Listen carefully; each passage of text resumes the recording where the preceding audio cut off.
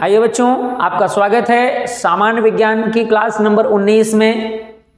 आज की क्लास का जो मुख्य शीर्षक है वो है मानव का ब्लड। और मनुष्य के ब्लड में जो हम लोगों ने इसके पहले क्लास नंबर जो 18 पढ़ी थी उसमें हम लोगों ने मानव के खोज के भाग पढ़े थे और देखा था उनके कौन कौन से भाग होते हैं और उनका कार्य क्या क्या होता है। तो आज की क्लास का शीर्षक जो है थोड़ा सा अलग है, यानी कि आज हम लोग पढ़ने वाले हैं मानव के ब्लड में पाए जाने वाले एंटीजन, मानव के ब्लड में पाए जाने वाले एंटीबॉडी और मानव के ब्लड में पाए जाने वाले RH फैक्टर्स के साथ हम लोग ये देखेंगे कि मानव का जो ब्लड है इसके जो अलग अलग वर्ग हैं इनकी खोज किसने की थी, और इस पर आज हम लोग अपनी पूरी चर्चा करने वाले हैं। और ये देखेंगे कि कोई भी ये जो ब्लड होता है वो अगर किसी को दिया जाता है तो किस प्रकार का कौन से जो है वर्ग का रुधिर उसको दिया जा सकता है, या उससे अगर लेना है तो कौन से प्रकार का रुधिर उससे लिया जा सकता है के शीर्षक पर आज हम लोग चर्चा करने वाले हैं। तो आज की क्लास में बिल्कुल अगर आपने पहली बार विजिट किया हुआ है तो चैनल को सब्सक्राइब जरूर करेंगे और ज़्यादा से ज़्यादा लोगों तक जो है पहुंचाने का काम करेंगे और ज़्यादा से ज़्यादा लोगों तक शेयर जरूर करेंगे। अगर क्लास समझ में आती है, अच्छी लगती है तो ज़रूर से ज़रूर कमेंट में ज़रूर बताएं।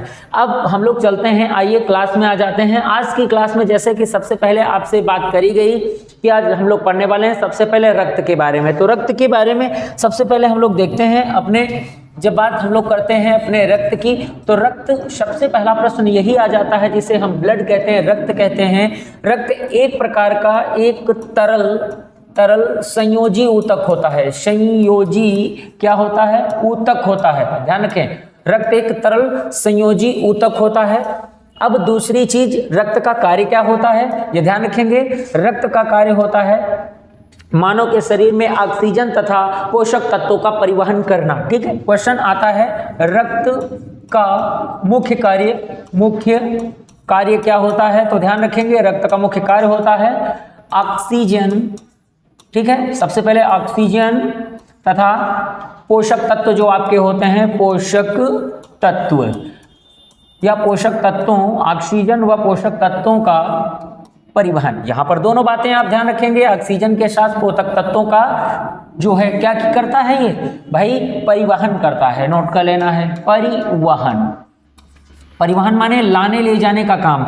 अब हम लोग अगर अपने पोषक तत्वों के बारे में देखते हैं कि इसमें कौन कौन से ऐसे हैं जो पोषक तत्व आते हैं, तो प्रश्न यही बनता है कि इसमें वो छोटे छोटे पोषक तत्व आते हैं जैसे विटामिन, खनिज, लवण, प्रोटीन्स। ठीक है, इन सभी जो है पोषक तत्वों को इसी रक्त के माध्यम से जो है संपूर्ण शरीर की प्रत्येक कोशिका तक इसको पहुंचाया जाता है, उनके ऊतकों तक पहुंचाया जाता है, कोशिका तक पहुंचाया जाता है। क्योंकि किसी भी कोशिका के अंदर जो ऊर्जा का जो निर्माण होता है वो किसके दहन पर होता है, वो कार्बनिक ईंधनों के जलने से होता है। और कार्बनिक ईंधन तभी दहन होते हैं जब किसी कोशिका में ऑक्सीजन की पर्याप्त मात्रा उपस्थित होती है। तो इस ऑक्सीजन को पहुंचाने का काम कौन कर रहा होता है, तो बिल्कुल ध्यान रखेंगे। अब दूसरा प्रश्न यहां पर आता है कि रक्त का जो pH होता है, रक्त का pH मान, ठीक है, pH मान कितना होता है, तो ध्यान रखेंगे, ये बात जरूर ध्यान रखेंगे। वेरी मोस्ट क्वेश्चन होता है पेपर में। अगर देखा जाए तो रक्त का pH मान सबसे ज्यादा क्वेश्चन पूछा जाता है, तो 7.4, यानी कि 7.4 से लेकर के 6.3 के समथिंग हो सकता है, यानी थोड़ा सा कम भी हो सकता है, मगर इसका मूल pH मान जो होता है वो कितना होता है, 7.4। आप इसे जरूर ध्यान रखेंगे। अब बात करते हैं कि रक्त के भाग कितने होते हैं। जैसा कि पिछली क्लास में एक छोटा सा प्रश्न पूछा गया था आप लोगों से कि रक्त के जो भाग होते हैं वो कितने होते हैं, तो उसके जवाब आपको 4 कर देने हैं। रक्त कितने प्रकार का होता है, तो रक्त के जो प्रकार हैं या भाग हैं वो 4 होते हैं। इनको आप दूसरी भाषा में प्रकार भी कह सकते हैं, यानी कि इसमें कोई आप चूक ना करें, भाग लिखा हो चाहे प्रकार लिखा हो, इसका आंसर आपको क्या करना है, इसका आंसर 4 ही करना है। ठीक है, अब बात आ रही है कि यहाँ पर कौन कौन से भाग होते हैं। तो नंबर 1 पे आप लोग कहते हैं सबसे पहले RBC करते हैं। ठीक है, नंबर 2 पे आप कौन सा करते हैं, नंबर 2 पे आप करते हैं WBC करते हैं। और नंबर 3 पर आप कौन सा करते हैं, तो यहाँ पर प्लेट करते हैं, प्लेट जिसे बिंबाणु कहते हैं। क्या कहते हैं, बिंबाणु के नाम से इसे जाना जाता है। और उसके बाद चौथे नंबर पर आप करते हैं जिसको आप कहते हैं प्लाज्मा कहते हैं। क्या कहते हैं, प्लाज्मा कहते हैं। तो ये इनके जो अलग अलग प्रकार होते हैं, ये जो ब्लड होता है वो इतनी चीजों का क्या होता है, संयोजी, यानी कि इतनी चीजों का समायोजन होता है, हमारा ब्लड इतनी चीजों को समायोजित करता है। ठीक है, तो ये मिल के क्या बनाता है, ये मिल के बना देता है एक प्रकार का ब्लड, यानी तैयार कर देता है, जिसमें से रेड ब्लड सेल्स पाए जाते हैं, दूसरे व्हाइट ब्लड सेल्स पाए जाते हैं, तीसरी बात करते हैं प्लेट सेल्स पाए जाते हैं। जैसा कि मैं आपको बताऊं कि यहाँ जो आरबीसी होते हैं ये कैसे होते हैं, ये गोलाकार प्लेट, ये गोलाकार कटोरी नुमा, कटोरी यानी गोल आकार के कटोरी नुमा होती हैं। WBC का जो आकार होता है वो अनियमित आकार का होता है, इनका कोई आकार फिक्स नहीं होता है। प्लेट की बात करते हैं तो ये प्लेट जो कण होते हैं बिंबाणु, ये तस्तरी नुमा होते हैं। ये कैसे होते हैं तो ध्यान रखना, ये तस्तरी नुमा होते हैं, इनका जो आकार होता है वो बिल्कुल तस्तरी नुमा होता है। और इनका आकार कैसा होता है, इनका आकार जो होता है वो बिल्कुल कटोरी नुमा होता है। तो कटोरी नुमा और प्लेट नुमा में अंतर हो जाता है। ठीक है, जरूर ध्यान रखेंगे, ये बिल्कुल प्लेट के आकार के होते हैं और ये कटोरी के आकार के होते हैं। मगर WBC इनका आकार कोई निश्चित नहीं होता है, इनका आकार, क्योंकि ये कई प्रकार की होती हैं तो इनके आकार अलग अलग होते हैं। अब हम लोग देखते हैं अपने अगले पॉइंट को देखते हैं, जैसे बात यहाँ की जा रही है रक्त में। तो अगला प्रश्न आपका ये बनता है कि ये जो रक्त है इसमें तो अभी हम लोगों ने यहाँ पर देखा कि ये प्रकार में देखा, अब हम लोग देखते हैं रक्त के वर्ग।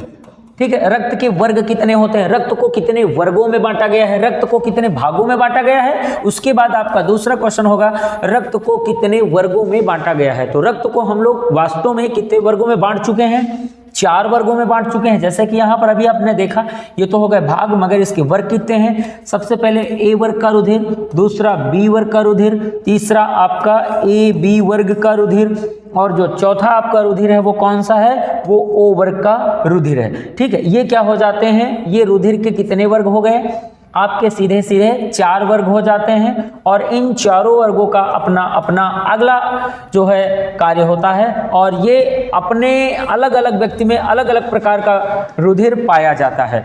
ठीक है, प्रश्न 2 है, आपसे प्रकार या भाग पूछेगा तो आप जवाब करेंगे RBC, WBC, बिंबाणु और प्लाज्मा।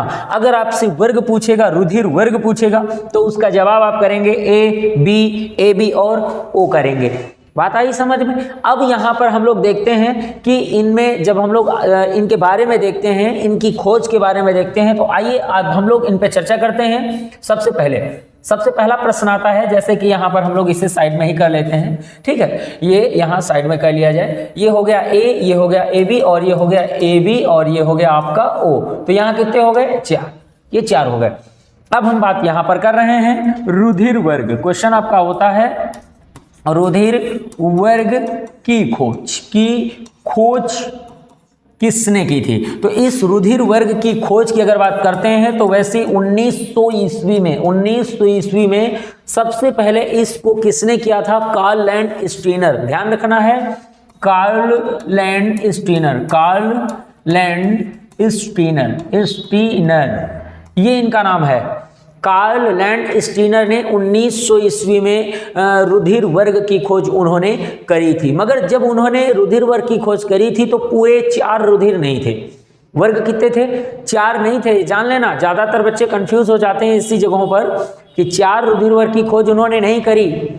इनके बाद यहाँ पर जो है अलग से उसकी खोज बाद में की गई है। तो ध्यान रखेंगे इनके द्वारा की गई जो खोजें थी वो कौन कौन सी थी। तो यहाँ पर कार्ल लैंड स्टीनर के साथ साथ एक नाम और याद रखेंगे, यानी कि अगर बात करी जाए तो ये 1900 में केवल एक बार मैं नाम बता देता हूँ, इन्होंने करी थी A की खोज करी थी, B की करी थी और O की करी थी, यानी वर्ग की खोज। ठीक है, प्रश्न नया कर सकते हैं, रुधिर वर्ग A यानी वर्ग A, वर्ग B और वर्ग O की खोज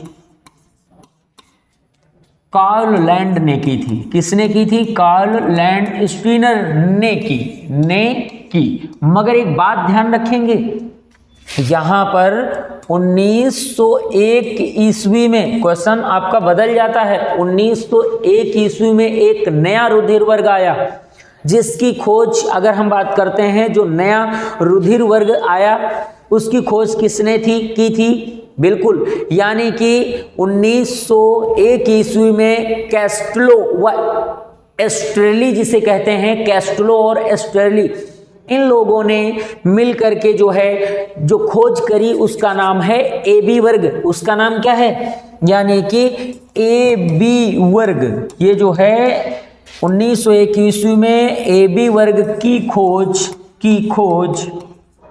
कैस्टलो और स्टर्ले भी कह सकते हैं, कैस्टलो व स्टर्ले। ठीक है, यहां पर दो बंदे हैं, ध्यान रखेंगे, ये दो बंदे अलग अलग हैं। कैस्टलो और स्टर्ले ने मिल करके की थी, जो कि रुधिर वर्ग आपका AB आता है। तो अब रुधिर वर्ग कितने हो गए? अगर देखा जा रहा है तो यहाँ पर आपके पूरे 4 हो गए। तो कहने का मतलब है यहाँ पर A की खोज, B की खोज और O की खोज तो की थी कार्ल लैंडस्टीनर ने, मगर यहाँ पर बात जब की जाएगी कि AB की खोज किसने की थी, तो कैस्टलो और स्टर्ले, इनके द्वारा भाई इनकी खोज की गई थी। अब अगला प्रश्न आपका बन जाता है कि हमारे रुधिर में अगर बात करी ही जा रही है कि ये जो एंटीजन होते हैं इनकी खोज किसने की थी। अब अगला क्वेश्चन आपका आता है, यहाँ पर अगला क्वेश्चन है रुधिर के एंटीजन रुधिर के एंटीजन की खोज ये किसने की थी? ये जो रुधिर के एंटीजन होते हैं इनकी खोज किसने की थी? तो इसका जवाब तुम्हें क्या करना होगा भाई? इसका जवाब कार्ल लैंडस्टीनर एवं वीनर। आप ध्यान रखेंगे इनका समय था 1940 ईस्वी में, इन्होंने कार्ल लैंडस्टीनर एवं वीनर, यानी कि क्वेश्चन ध्यान रखेंगे स्टीनर व वीनर, इन लोगों ने जो है इसकी खोज करी थी जो एंटीजन होते हैं। तो बिल्कुल क्वेश्चन भूलना नहीं, एंटीजन्स जो होते हैं उनकी खोज किसने की। अच्छा, बात आती है कि स्टीनर और वीनर ने इनकी खोज किसमें की थी? बंदरों में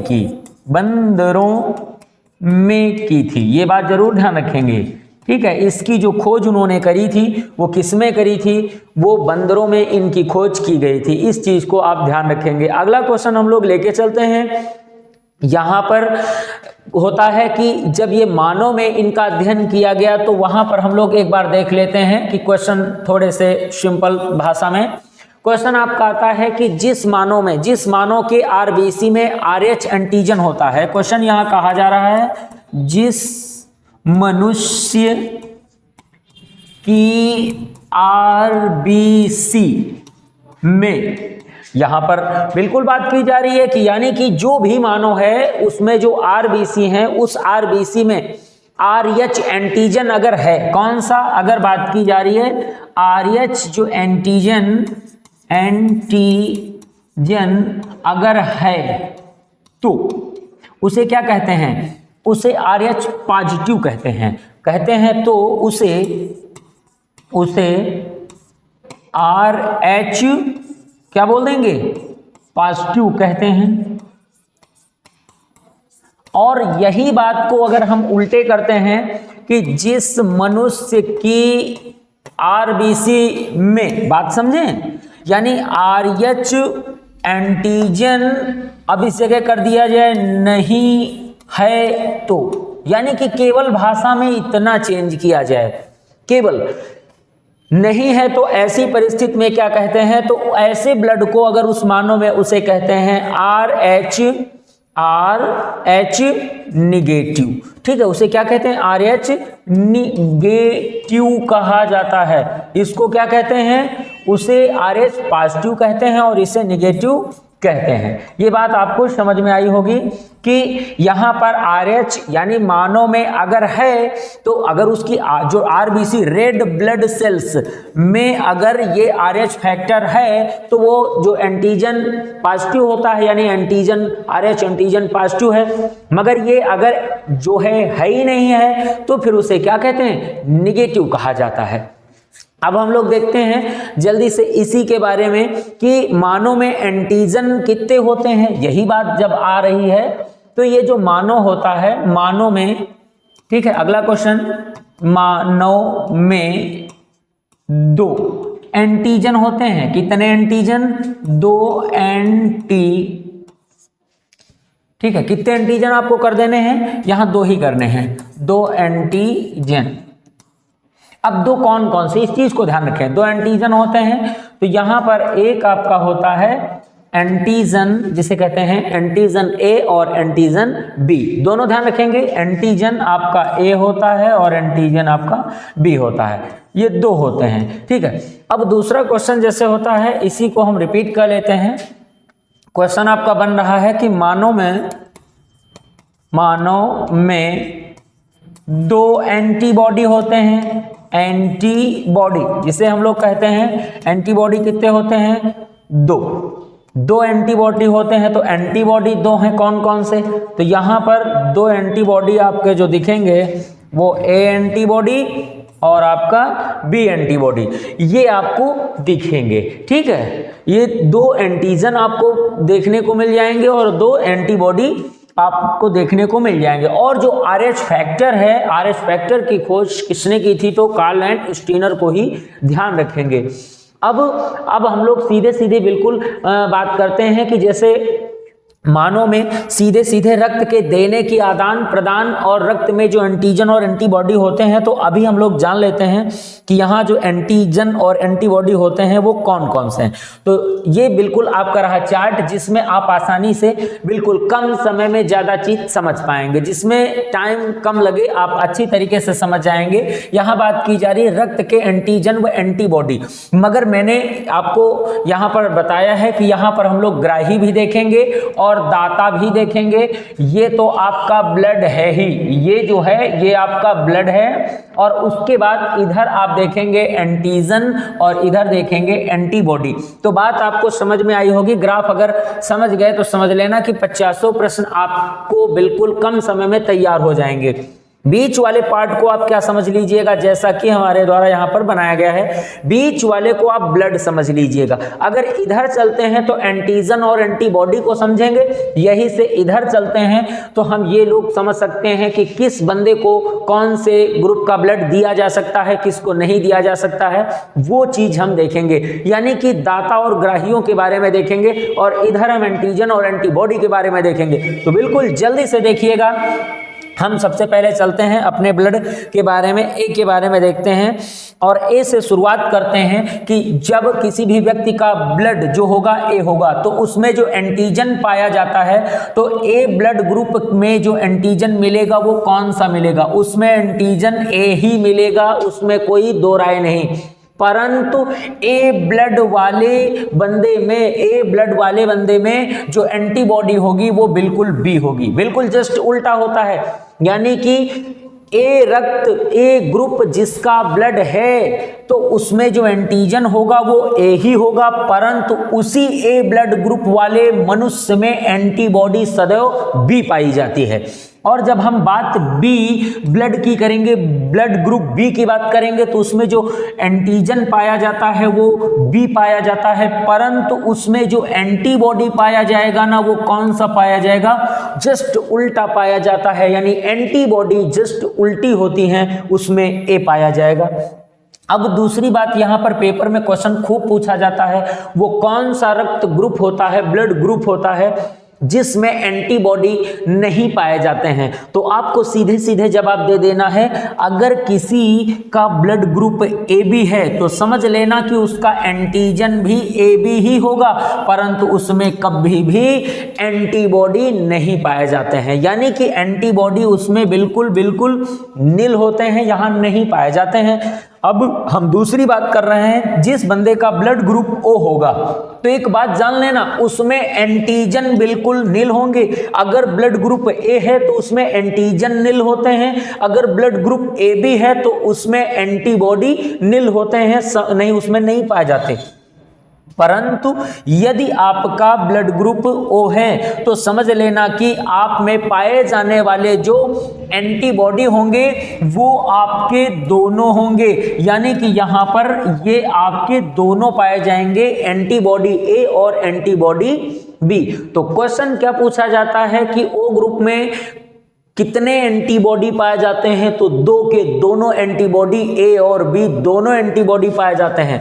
जब आपसे पूछा जाएगा कि ए बी ग्रुप वाले में कितने एंटीबॉडी पाए जाते हैं, तो 2 के दोनों जवाब करने हैं, एंटीबॉडी ए और एंटीबॉडी बी दोनों। यहां पर ये कामा करेंगे क्योंकि यहां पर ए और बी दोनों है, यहां पर भी ए और बी दोनों हैं। तो आप समझ गए होंगे कि किसी भी ब्लड ग्रुप में जो एंटीजन है वो कौन कौन से हो सकते हैं और एंटीबॉडी हैं वो कौन कौन से हो सकते हैं या फिर कौन से नहीं हो सकते हैं। अब हम लोग देखेंगे सबसे पहले, अगर किसी भी बंदे का ब्लड ग्रुप ए है, ठीक है, बात समझेंगे, अगर ब्लड ग्रुप उसका ए है तो वो कितने बंदों को अपना रक्त दे सकता है।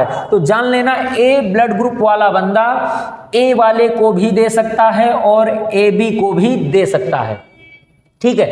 अब परंतु यहां पर बात आती है कि ये अगर लेने की बात करी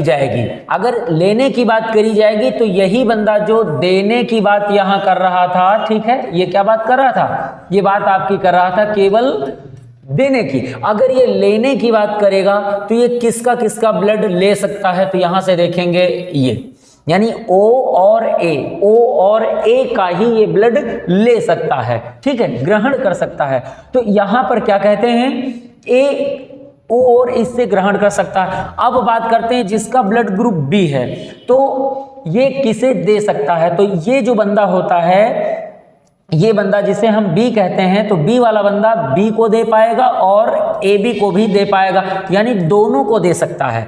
मगर यदि इसके लेने की बात आएगी तो केवल बी से ले सकता है और किससे, ओ से ले सकता है, बस 2 से ही ले सकता है। और जिसका ब्लड ग्रुप ए बी है, बात समझें, जिसका ब्लड ग्रुप ए बी है तो वो दे किसको सकता है, वो सिर्फ ए बी ब्लड ग्रुप वाले को ही दे सकता है, बाकी किसी को वो दे नहीं सकता है, क्योंकि उसमें पाए जाने वाले एंटीजन एंटीबॉडी जो होते हैं ये क्या करते हैं कि अगर कहीं उल्टे हो गए तो उनके आपस में मिल जाने से ब्लड चिकना हो जाता है और गाढ़ा हो जाता है, जिससे तुरंत व्यक्ति की जो है मृत्यु हो जाती है। यानी कि अगर एंटीबॉडी एंटीजन गलत रूप में चढ़ गए तो व्यक्ति की मृत्यु हो जाती है, ठीक है। अब बात आती है कि अगर इसको लेना है, अगर क्या करना है, ग्रहण करना है, अगर ग्रहण करना है, अगर ए बी को लेना है तो वो ए बी से भी ले सकता है, वो बी से भी ले सकता है, वो ए से भी ले सकता है और वो जो है ए के बाद ओ से भी ले सकता है। यानी कि ये चारों बंदों से ले सकता है, बात समझेंगे, चारों बंदों से ले सकता है।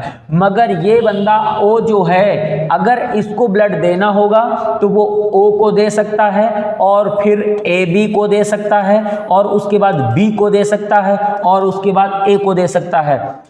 तो यहाँ पर 2 शब्द और अलग से निकल के आते हैं। एक को हम लोग क्या कहते हैं, यूनिवर्सल डोनर के नाम से जानते हैं। क्या कहते हैं भाई, यूनिवर्सल डोनर कहते हैं, और दूसरे को आप यूनिवर्सल रेसिपिएंट बोलते हैं, यानी कि सर्वदाता और सर्वग्राही। तो यहाँ पर बात हम लोग करेंगे, जैसे प्रश्न आपका यह दिख रहा है कि ये वाला जो प्रश्न आपका है, देखेंगे कि यहाँ एक हो गया, ये जो ओ है इसे क्या कहते हैं, इसे कहते हैं दाता कहते हैं, ये बात भूलना नहीं, इसे दाता कहते हैं। तो ये हो जाता है सर्वदाता, ठीक है, ऐसा याद कर लें एक लाइन में, इसे सर्वदाता कह सकते हैं जो ओ होता है, क्योंकि ये सभी को ब्लड अपना दे सकता है, ओ को भी दे सकता है, ए बी को भी दे सकता है, बी को भी दे सकता है और ए को भी दे सकता है। तो यहाँ देखेंगे 4 ब्लड ग्रुप हैं आपकी, उनको सबको दे सकता है, इसलिए क्या हुआ, सर्वदाता। अब बात आई ए बी की, तो ए बी दे तो केवल एक को सकता है, अपने ही समान ब्लड वाले को दे सकता, मगर बात आई ग्रहण करने की। जब इसकी बात आई क्या, ग्रहण करने की, लेने की, ग्रहण माने क्या होता है, लेना, अगर लेना अगर हो जाता है तो ये ब्लड सबका ले सकता है। ए है तो ए का भी ले लेगा, बी है तो बी का भी ले लेगा, यानी ए का भी ले लेगा, बी का भी ले लेगा, ए बी है तो ए बी का भी ले लेगा। और बात आई कि ओ है तो ये किसका ले लेगा, ध्यान रखें, ये यहाँ पर ओ का भी ले सकता है। तो इसे क्या कहते हैं, इसे कहते हैं सर्वग्राही कहा जाता है। अब एक प्रश्न बहुत ही आसान भाषा में पूछा जाता है, जवाब बिल्कुल आप करिएगा।